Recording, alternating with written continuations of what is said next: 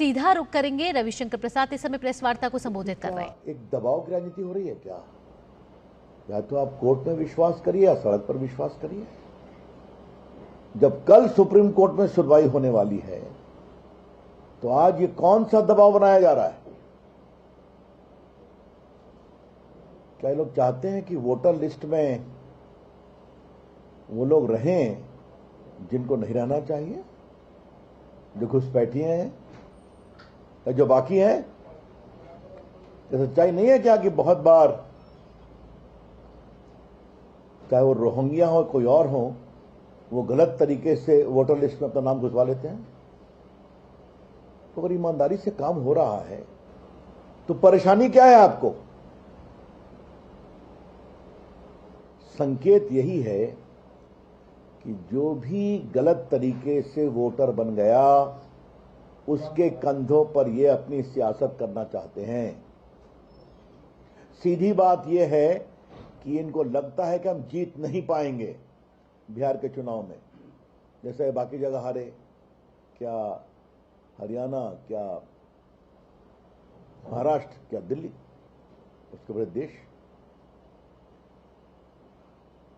इसलिए ये देश के सामने बताना जरूरी है कि ये कौन सी राजनीति है कि आप लोग स्वयं सुप्रीम कोर्ट जाते हैं, मेंशन करते हैं केस की कल सुनवाई होने वाली है और आज आप सड़कों पे दबाव बना रहे हैं। This whole approach of the opposition party is very gives rise to serious questions. You filed cases in Supreme Court, MPs filed, your supporters filed, you get the case mentioned. I understand tomorrow the case is going to be heard and today you are on the streets. Is it some kind of a pressure being sought to be created? ये हम कहना चाहते हैं। जहां तक इस पूरे मामले की सच्चाई है, थोड़ा हमने जानकारी प्राप्त की। 7 करोड़ 90 लाख वोटर हैं बिहार में, जिसमें 4 करोड़ का इन्यूमरेशन फॉर्म जमा हो गया।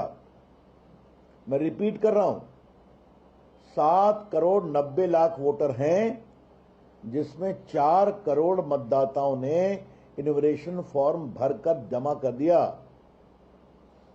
तो मतलब मोर देन 50% जमा हो गया।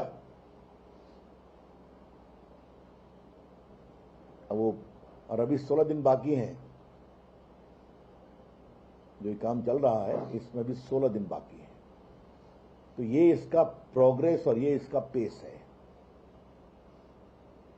अब जहां तक सवाल है कि चुनाव आयोग ने, जहां तक मेरी जानकारी है, स्पष्ट रूप से कहा है कि 2003 तक जो वोटर लिस्ट में नाम है उनको कोई डॉक्यूमेंट देने की जरूरत नहीं है, क्योंकि उस समय गहन रिवीजन हुआ था। अब अभी जो दिया जा रहा है, तो मैं आपसे एक बात कहूंगा, आज देश में 50 करोड़ लोगों के बैंक अकाउंट खुले हैं कि नहीं? सबका बैंक अकाउंट है कि नहीं? इतने लोग को पेंशन, बाकी चीजें सरकार को द्वारा दी जाती हैं, तो उसका सर्टिफिकेट है कि नहीं? स्कूल का सर्टिफिकेट है कि नहीं? और ये जानकारी आपको रहना जरूरी है कि 1 लाख बूथ है और 4 लाख बीएलओ काम कर रहे हैं, कलेक्शन कर रहे हैं।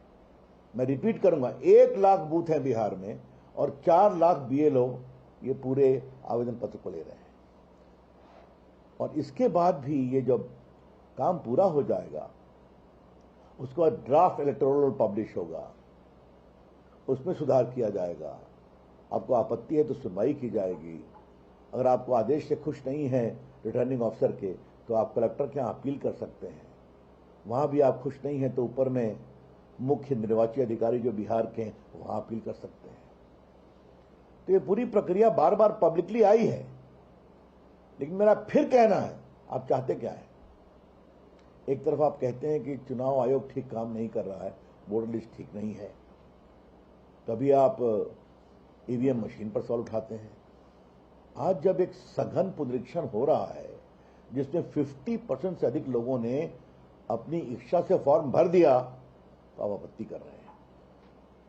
तो इन तमाम परिस्थितियों के आलोक में एकमात्र संकेत यही है कि ये विपक्षी उन लोगों के कंधों पर इलेक्शन जीतने का षड्यंत्र करना चाहते हैं जो वोटर बनने की पात्रता नहीं रखते हैं। On behalf of the BJP, I have not the slightest doubt. On the one hand, you oppose.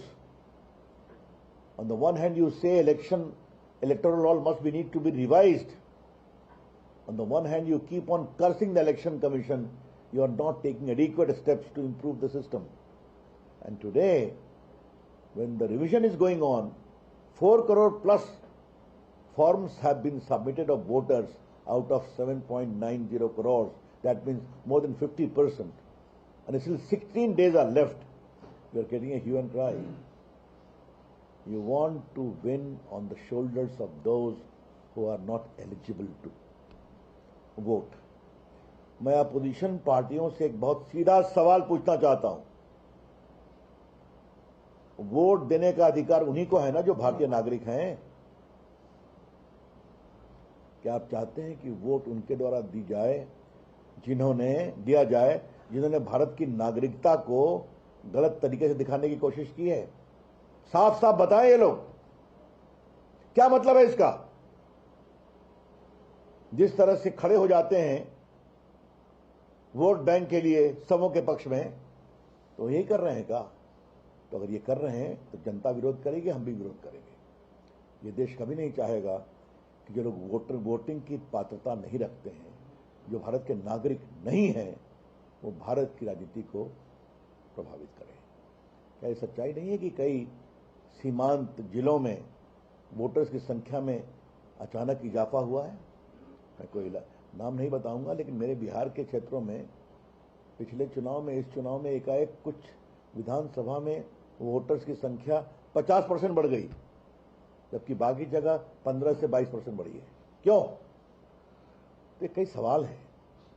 Revision होने दें और कल कोर्ट में बहस करें, जो निर्णय होगा उसे स्वीकार करें, लेकिन पहले ही हार मानकर जो देश के नागरिक नहीं हैं उनके पक्ष में खड़ा होना